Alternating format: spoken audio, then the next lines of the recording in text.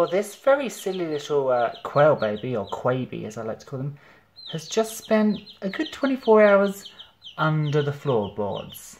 It hopped out of its brooder, and then there was a smaller gap in the floorboards around where the radiator pipe goes down, and actually it was the other side of this wall, so it wasn't even this side, this is the hallway. And then this little silly thing fell down.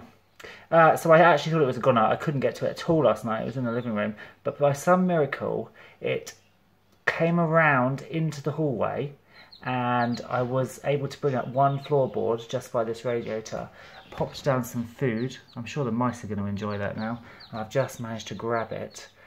What a silly little quaby. But I'm very, very glad that quaby is rescued.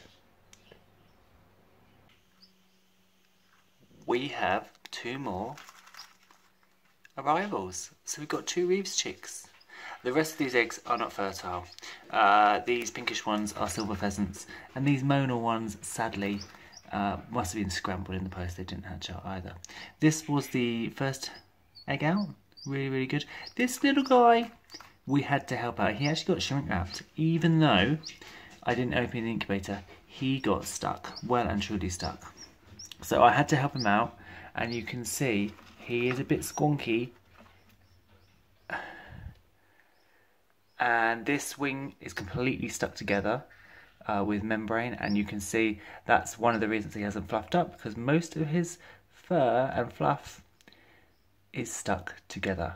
I'm not going to wash him down or anything, and you've seen how quickly chicks grow, and they very quickly grow all this fluff out and start replacing it. So he'll just need extra heat to stay nice and warm, because obviously this isn't going to fluff up. You can see he's very tired. I thought it was also quite interesting to show you just how much yolk. Look at all that yolk. His whole belly is yolk. So that's why you don't need to take your chicks out of the incubator straight away, because they have all that yolk inside them to eat. And you can see that on this little chick. Now, we don't know if it's going to be perfectly okay or not, because he was stuck in the incubator for a while, so his feet may have got a bit squonked up. But we'll do all we can to rescue this poor little thing and see how it goes. This year I set up a couple of pergolas out the front of the house to grow sweet peas up, but also to try some cucumbers on. So this is the back one, and this is the front one. So there's a mix of white and pink striated sweet peas. I need to take this off. Oh, there we go. But the most important thing is my cucumbers are starting to grow. So I didn't improve the soil very much, so the cucumbers have taken a while to get going. So there are actually 2 cucumber plants on each trellis. Now you can see this one, that's the tiny little root, so it's a bit bad. This one here is the root, is doing well. And up here, there is our first cucumber. So you can see that's doing really, really well. And then there's another one here. And this plant has now started to creep away, so you can see that its vines are starting to go around here. It's got lots of flowers on it, so it is actually starting to go away. So I'm watering them a lot with tomato feed to keep them going. The plan is to get them all the way up.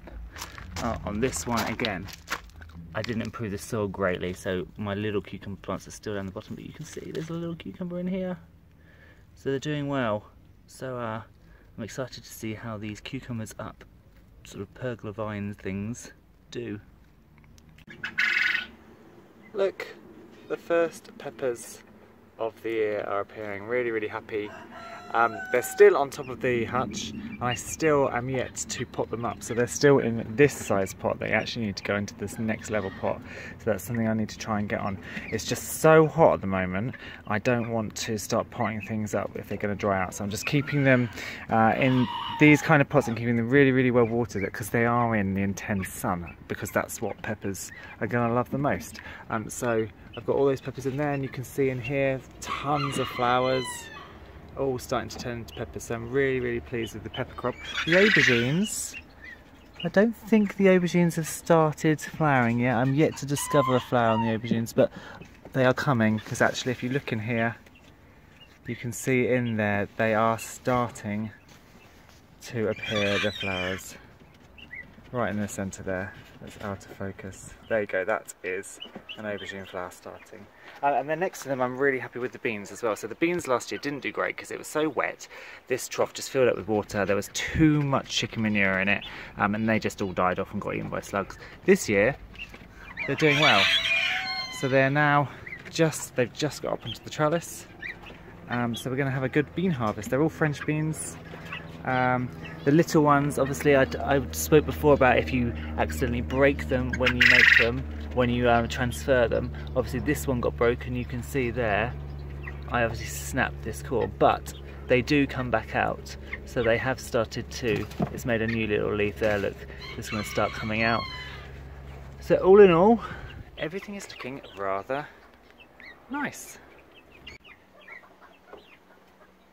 If there was ever a sure sign of summer, it was when these guys come into flower. So they're agapanthus, and they're really, really wonderful flowers. I think they hail from New Zealand, Australia, New Zealand, I think. And they're really, really great, especially in a pot, because you want to really root bound them. These are plants that actually treat them mean, and they react really, really well. They don't like loads of compost. They like to be properly root bound. I mean, look at this. This pot is broken, and half the roots are on the surface. And when the year that I did repot them, they didn't flower. They just don't like it. But now, they look lovely. And then obviously behind them you can see osteospermum. There's some verbena over there. This is our banana, our ensete. So it's lovely just to come out and see all this colour in the garden for once. And hopefully there'll be more over there soon when the dahlias spring into life and the zinnias really get going. When you forget about eggs and you come down and open the door and discover chicks. Oops. How has 3 weeks gone past? I have no idea what's going on. So we have these two Barbadanvers, and we also have Miracle. And so Miracle's also been sitting on the eggs. Oh dear, well there's at least 2 there. Are there any more? Oh, there's another one there. 3. Any more under Mama? Oh, look at it, it's so cute. Are there any under you? So we've got 3.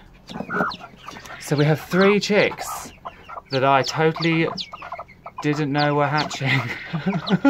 Oopsie. Well, that's a nice little find in the morning. I wonder what this is. Is this a Barbadanver or is this a silky cross? Oh, it's a Barbadanver. So I've got obviously Barry in here, Bruce rather, and Bruce is a silky cross. But this looks like it's a Barbadanver due to the lack of the 5th toe. So that's good news. Wonderful, new chicks. Well, it's the end of the week, and I'm not going to lie, I am going to go and watch the men's final in Wimbledon and not do too much animal related. It's mega hot as well today. But I wanted to give you some news. So, obviously, when I started YouTube, the YouTube channel, I was self-employed as a landscape gardener, and I just ran the YouTube channel alongside. Then, as you know, at the beginning of this year, I actually went and got a job in a local farm park. And now I got a promotion. So starting tomorrow, I am now the farm park's livestock manager. So I'm going to be in charge of all of the animals, the sheep, the cows, the pigs, the chickens, the goats, everything to do with kidding, tupping, shearing, everything like that. So I'm really, really excited. As far as the channel goes, the channel is continuing. I'm not abandoning Brimwood Farm. I love making the videos. I love you guys. I love the interaction. But there will be more of it, and there may be slightly changes to schedules because this is a full-time position, and then obviously I'm going to be doing all the Brimwood Farm stuff on top. But I'm really, really excited to get started. I'm going to learn all the skills that hopefully I need for the future. I'm going to forge some really good friends, hopefully, and networks within the British farming industry as well. So I just wanted to share that with you. I'm really excited. I hope it all goes really, really well. It's daunting. but it's also exciting. So anyway, I will see you again later this week for our normal chick check, and then obviously we'll do our Smallholding Diaries next Sunday as well. But for now, have a great Sunday, and I'll see you later. Bye bye.